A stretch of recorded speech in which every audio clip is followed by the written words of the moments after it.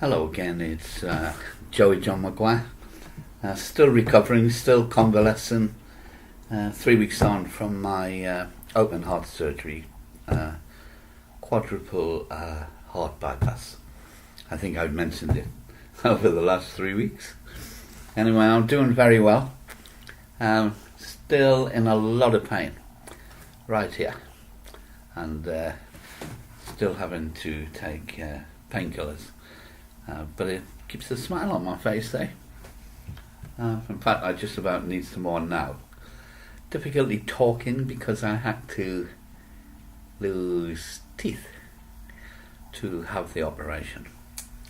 But never mind, we'll sort that later.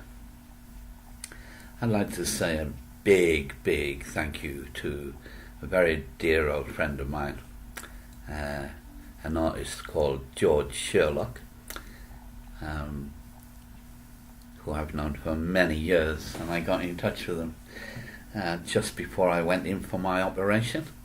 Told him what was happening, because it wasn't guaranteed that I was going to be alive at the end of it. But anyway, here I am, and bless you, George Sherlock, if you're watching this, because you don't know how much that painting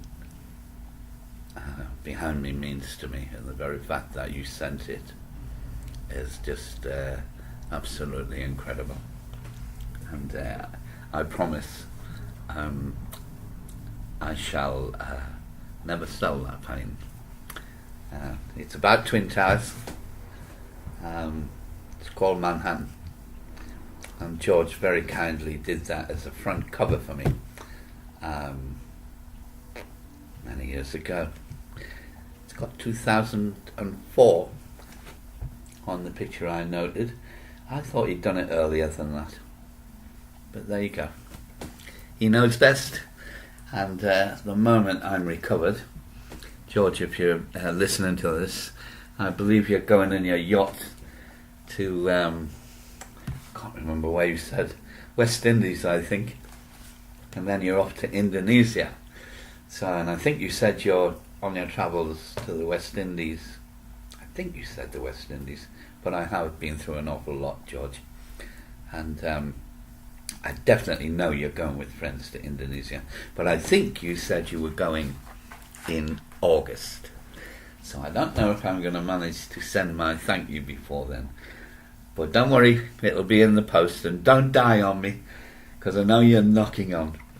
And whatever happens, have a good time. Anyway, I'm about to recite one of 3 latest poems. I'm playing catch up all the time, because I'm not in my normal environment. I normally upload generally in a Witherspoon somewhere in London. But my whole routine has been messed about for the moment, and I'm continually playing catch up because I don't always have Wi-Fi where I live. This is my home. Anyway, the first of 3, it's called Kangaroo Therapy, and it's I only have 1 poem left, I think, to finish my latest book. There you go. Kangaroo Therapy. Another consultation, my regular dose of Kangaroo Therapy. You know the score, the wrong help being given by the wrong person at the wrong time. Always the same format, too busy to familiarize themselves with my history. Their pathetic, ill-thought-out questions are delivered coldly in unceasing, relentless waves. In such a manner, I am left thinking I am guilty, though of what I do not know. Digging deeper and deeper as they go, thinking they're doing me good, but they're opening the welts of my deep wounds that have never been allowed to heal. But they carry on, as if searching for something that simply isn't there, which is their interpretation of the facts. Like below the deluge of the mire, there is the hidden condemning truth that I am lying. Some don't have to be told. They know instinctively when to back off. For like any form of interrogation, torture reaches a point where its positive effects become nullified. There are two camps: the old school, hands-on, self-taught, life-experienced, who see the grey as normal, accepting rules are there to be bent or broken. And then there's the new school, straight from college, black and white, right or wrong, by the book zombies, Jobsworths too busy ladder climbing to care too much about thought, empty souls who believe respite to be a derogative word, never to be spoken, and worse still, tick-tock, they have been rendered incapable of humour, all of them having undergone some sort of 21st century charisma bypass. Decades of constant misunderstandings at the wrong end of the wrong kind of help.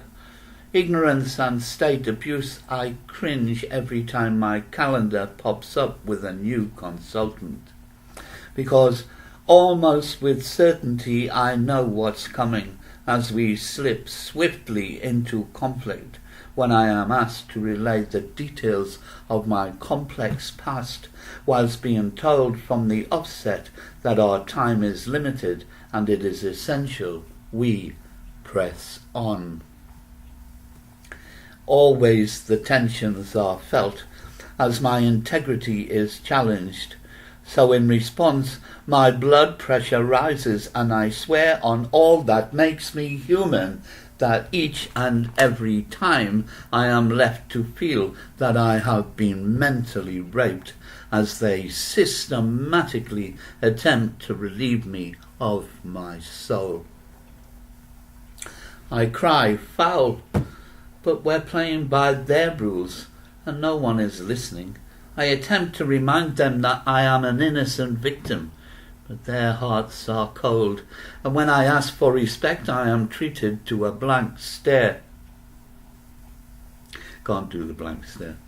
To mention I am flesh and blood, that I have feelings, only opening the gateway to their patronizing smiles that I detest, and normally that's the signal for a ticking off, a veiled warning to instill into me that they are in charge, a reminder that if I continue to be obstructive, I shall be returned to the gutter, the same gutter where those previous of their ilk condemned me to when they left me there to die.